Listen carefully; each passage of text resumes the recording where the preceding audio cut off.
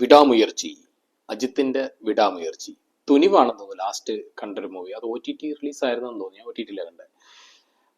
2 വർഷമായിട്ട് ഷൂട്ടിംഗ് പരിപാടികൾ നടക്കുന്നു. ഭയങ്കരമായിട്ട് എക്സ്പെക്ടേഷൻ ഉള്ള മൂവി. വിടാമുയർച്ചി അപ്ഡേറ്റ്സ് ഇല്ലേ എന്നുള്ള ചോദ്യങ്ങൾ. 97-ൽ ഇറങ്ങിയ ബ്രേക്ക് ഡൗൺ എന്ന് പറഞ്ഞൊരു ഇംഗ്ലീഷ് മൂവിയുടെ അഡാപ്ഷൻ ആയിട്ടാണ് മൂവി വരുന്നത്. സോ ഓൾറെഡി ഹിറ്റ് ആയിട്ടുള്ള ഒരു കഥയും കാര്യങ്ങളാണ് പടത്തിന് വേണ്ടി എടുത്തിരിക്കുന്നത്. മകിഴ് തിരുമേനിയാണ് അതിന്റെ റൈറ്റർ ഡയറക്ടർ. പുള്ളിയുടെ തടം നല്ല ഇഷ്ടപ്പെട്ട പടമായിരുന്നു. ബാക്കിയുള്ള പടങ്ങളൊന്നും ഞാൻ അധികം കണ്ടിട്ടില്ല. അത്ര ഫേമസ് ആയിട്ടുള്ള പടങ്ങളും അല്ല. Main cast Ajith and Trisha ആണ്. പിന്നെ ട്രെയിലറിൽ നിന്ന് തന്നെ നമുക്ക് മനസ്സിലാവും ഒരു വില്ലേനിയസ് ഒരു സംഗതിയാണ് അതിനകത്ത്. അർജുൻ സർജ, അതായത് ആക്ഷൻ കിങ് എന്നുള്ളത്. അതേപോലെ റെജീന കസാൻഡ്ര. അപ്പോൾ ഈ പടത്തിന്റെ ഏറ്റവും വലിയ പോസിറ്റീവായിട്ട് ഞാൻ കാണുന്നത് റെജീനയുടെ ഒരു കാസ്റ്റും പുള്ളിക്കാരിയുടെ ഒരു പെർഫോമൻസും ആണ്. ശരിക്കും ഞെട്ടിച്ചു കളഞ്ഞു എന്ന് തന്നെ പറയാം. ലാസ്റ്റ് ഞാൻ SJ സൂര്യയുടെ ഒരു പടത്തിനകത്താണ് പുള്ളിക്കാരിയെ റെജീനയുടെ പെർഫോമൻസ് ഉണ്ട്. അതിനുശേഷം പുള്ളിക്കാരി ടോട്ടലായിട്ട് തെലുങ്ക്, കന്നഡ മൂവീസ് ഒക്കെ ആയിരുന്നു. ലൈക്ക് തിരിച്ച് തമിഴിൽ നല്ലൊരു കിടിലൻ പെർഫോമൻസ് ആണ് ഈ പടത്തിനകത്ത് ഉള്ളത്. ഒന്നാമത്തെ പോസിറ്റീവ് എന്ന് വേണമെങ്കിൽ പറയാം. പിന്നെ അതിന്റെ ക്യാമറ, ഓം പ്രകാശ് എന്നുള്ള ആളാണ് ഇതിന്റെ സിനിമാറ്റോഗ്രാഫി ചെയ്തിരിക്കുന്നത്. അദ്ദേഹം ശരിക്കും ധനുഷിന്റെ സിനിമാറ്റോഗ്രാഫർ എന്ന് പറയും. കഴിഞ്ഞ ഓം പ്രകാശിന്റെ ലിസ്റ്റ് എടുത്ത് നോക്കി കഴിഞ്ഞാൽ കഴിഞ്ഞ അവസാനത്തെ 6 പടങ്ങളും പുള്ളി ചെയ്തിരിക്കുന്നത്. ഇപ്പൊ രായൻ വരെ ഒരു ഡീസന്റ് സിനിമാറ്റോഗ്രാഫി എന്ന് പറയുന്നതിനേക്കാൾ ഉപരി നല്ല ഗംഭീരമായിട്ട് ചെയ്തിട്ടുണ്ട്. ലൈക്ക് അതൊരു ഹോളിവുഡ് ഫീൽ തന്നെയാണ് വരുന്നത്. അസർബൈജാനിലാണ് പടത്തിന്റെ most of the part shoot ചെയ്തിരിക്കുന്നത്. പിന്നെ പാട്ടോ അങ്ങനെ കുറച്ച് സീൻസ് മാത്രം തായ്ലാൻഡും ഒക്കെ ആയിട്ട് ലാസ്റ്റ് ഷെഡ്യൂളൊക്കെ ചെയ്തിട്ടുണ്ട്.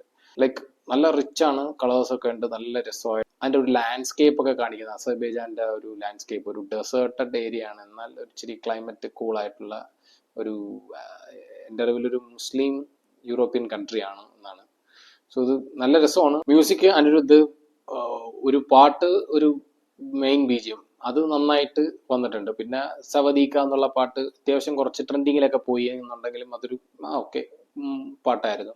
ഫസ്റ്റ് ഹാഫിൽ അനിരുദ്ധിനെ കാണാനേ ഇല്ലായിരുന്നു. സെക്കൻഡ് ഹാഫിൽ ലൈക്ക് സെയിം ഒരു മെയിൻ തീം മ്യൂസിക് ഒക്കെ ആയിട്ട് പുള്ളി നന്നായിട്ട് അടിച്ചു കയറി വന്നിട്ടുണ്ടായിരുന്നു. ടുവേർഡ്സ് ദ ക്ലൈമാക്സും ഓക്കെ പരിപാടിയായിട്ടാണ് പോയത്. അത് അനിരുദ്ധ് ഇപ്പൊ ലീവയിലും മറ്റു പടങ്ങളിലൊക്കെ ചെയ്ത പോലെ അനിരുദ്ധ് പടത്തെ തൂക്കി കൊണ്ടുപോകുന്ന പരിപാടിയൊന്നും അനിരുദ്ധിന് ചെയ്യാൻ കഴിഞ്ഞിട്ടില്ല പടത്തില്.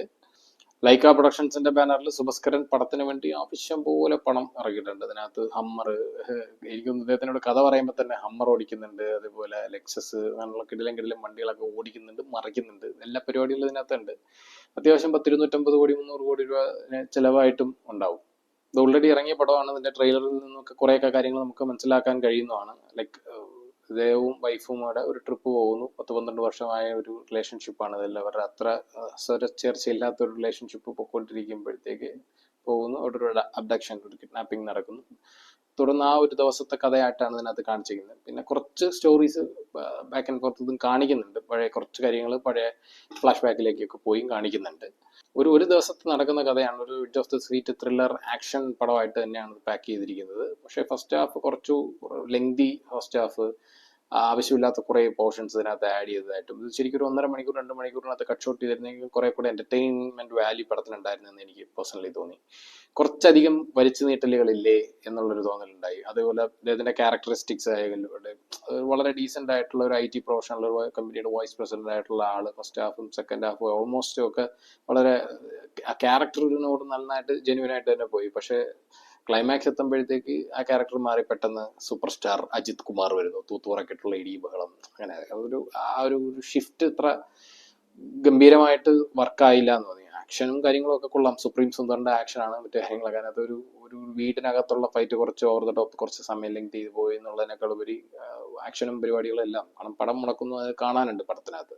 ശരിക്കും നമ്മൾ പടം കണ്ടിറങ്ങുമ്പോൾ ഇത് ഇങ്ങനെ ചെയ്യാമായിരുന്നല്ലോ, അങ്ങനെ ചെയ്യാമായിരുന്നല്ലോ. നമുക്ക് ശരിക്കും ഒരുപാട് അവസരങ്ങൾ ഉണ്ടായിരുന്നു. ഈ പടം വേറെ ലെവലിൽ കൊണ്ടുപോകത്തക്ക രീതിയിൽ ശരിക്കും ലിയോ പോലെ, വിജയുടെ ലിയോ പോലെ തന്നെ നമുക്ക് എടുത്തു പറയാൻ പറ്റുന്ന ഒരു മൂവിയായി വന്നാനെ കുറച്ചധികം കാര്യങ്ങളിൽ കൂടുതൽ ശ്രദ്ധിച്ചിരുന്നെങ്കിൽ. ഇതിനകത്ത് കാസ്റ്റ് ഇപ്പം അർജുൻ ഉണ്ട്, റെജീന ഉണ്ട്, ആരവ് നമ്മുടെ ബിഗ് ബോസിലെ തമിഴ് ബിഗ് ബോസിലെ ഫസ്റ്റ് സീസൺ വിന്നർ ആയിട്ടുള്ള ആരവുണ്ട്. ആരവിനൊക്കെ അത്യാവശ്യം നല്ല ക്യാരക്ടറാണ്. നിഖിൽ നായർ എന്ന് പറഞ്ഞൊരു പുതിയ പയ്യനുണ്ട്. ഇവർക്ക് എല്ലാവർക്കും അത്യാവശ്യം നല്ല രീതിയിൽ ക്യാരക്ടർ ഉണ്ട്. എല്ലാവരുടെയും പെർഫോമൻസുകൾ നല്ലതാണ്. ഇപ്പോഴും ഞാൻ പറയുന്നു, റെജീന കസാൻഡ്രയുടെ പെർഫോമൻസ് ലൈക്ക് ഒരു കൺവിൻസിങ് സ്റ്റാർ ആയിട്ടാണ് പുള്ളിക്കാരി ഇതിനകത്തുള്ളത്. ഒരു ഘട്ടത്തിൽ നമ്മൾ തന്നെ ശരിക്കും പടം മൊത്തം കണ്ടുകൊണ്ടിരിക്കുന്നത് നമുക്കറിയാം പുള്ളിക്കാരി കള്ളമാണ് പറയുന്നതെങ്കിൽ പോലും ഒരുപക്ഷെ നമ്മൾ ഓക്കെ ഇനി മേ ബി ഇങ്ങനെ ആകാൻ സാധ്യതയുണ്ടോ എന്നുള്ള നിലയിൽ അത്രയും കിടിലമായിട്ടാണ് ആ പുള്ളിക്കാരിയുടെ ക്യാരക്ടറും ആ ക്യാരക്ടറിൽ പിടിച്ചു പോയിരിക്കുന്നത്. ഈവൻ തൃഷയെക്കാട്ടിയും പെർഫോമൻസും ശരിക്കും താല്പര്യവും നമുക്ക് ആ ക്യാരക്ടറിനോട് തോന്നുന്നു എന്നുള്ളതാണ്. അതിന് കുറച്ച് റീസൺസ് ഉണ്ട്, ഇതിലേക്ക് പറഞ്ഞ സ്പോയിലറായി പോകും. എഡിറ്റിങ്ങിനെ പറ്റി എടുത്തു പറയത്തക്ക രീതിയിൽ സംഗതിയൊന്നുമില്ല, പക്ഷെ തുടക്കത്തിൽ തന്നെ നമുക്ക് പടമായിട്ട് ഡിറ്റാച്ച് ആയി പോകുന്ന ഒരു വലിയ ഘടകം ഈ എഡിറ്റിങ്ങിൽ വരുന്നുണ്ടെന്ന് എനിക്ക് തോന്നി. ആ പുറകോട്ട് പോകുന്നതും വരുന്നതൊക്കെ ഉള്ള കട്ടും കുറച്ചുകൂടെയൊക്കെ പടം ശരിക്കും ട്രിം ചെയ്ത് കൊണ്ടുപോകാമായിരുന്നു എന്നൊക്കെ ഉള്ള ഒരു തോന്നലിൽ നിന്നാണ് എനിക്ക് ആ എഡിറ്റിംഗ് അത്രയും ഒരു സുഖമുള്ള പാറ്റേണിൽ എഡിറ്റിംഗ് ആയിട്ട് ഫീൽ ചെയ്തില്ല. NB ശ്രീകാന്ത് ആണ് എൻ്റെ എഡിറ്റർ. ടുവേഴ്സ് ക്ലൈമാക്സ് ചെല്ലുമ്പോൾ നമുക്ക് ഏറെക്കുറെയൊക്കെ ഊഹിക്കാൻ പറ്റുന്ന സാധനങ്ങളും പിന്നെ കുറെ ആവശ്യമില്ലാത്ത കുറെ ക്ലീഷേ ടെംപ്ലേറ്റ് സാധനങ്ങളൊക്കെ ഇതിനകത്ത് കുത്തിത്തിരികി അത് മോശമാക്കി.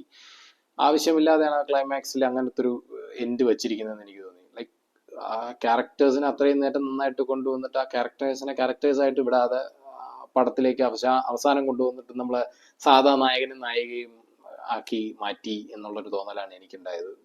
അത് വേണ്ടായിരുന്നു എന്നും തോന്നി. മൊത്തത്തിൽ പറയുമ്പോഴത്തേക്ക് വലിയ ബോറടി ഒന്നും ഉണ്ടായിരുന്നില്ല.